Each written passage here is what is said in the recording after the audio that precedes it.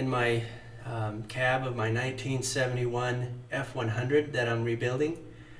And what I want to do is I have my laptop recording from my mic here, so the audio that will be accompanying this video will be actually what you hear in the cab.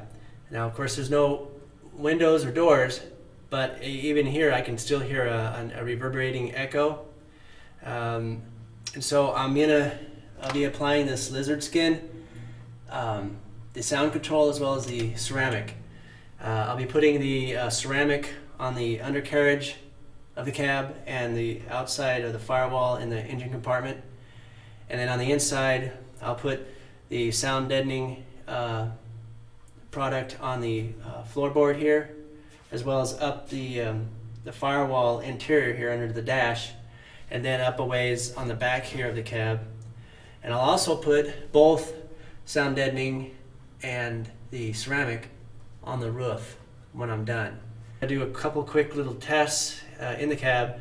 I'm going to knock on a couple areas, and just as an example of before and after. So on the floorboard here, on the upper firewall here, on the back here,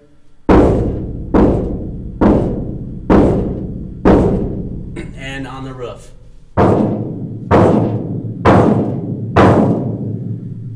Okay, so I'll redo this shot after the product lizard skin is applied, and then we'll see, or hopefully there'll be a difference.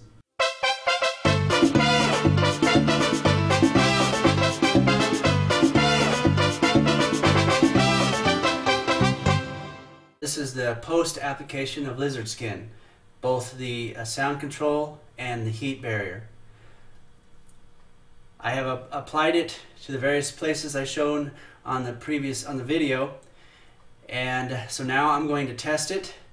Well, actually right now you can tell there's no reverb as there was prior to applying lizard skin. It definitely sounds more, the sound is more deafened or dampened. Now I'm going to wrap on those various places as I did before, and we'll see what the difference is.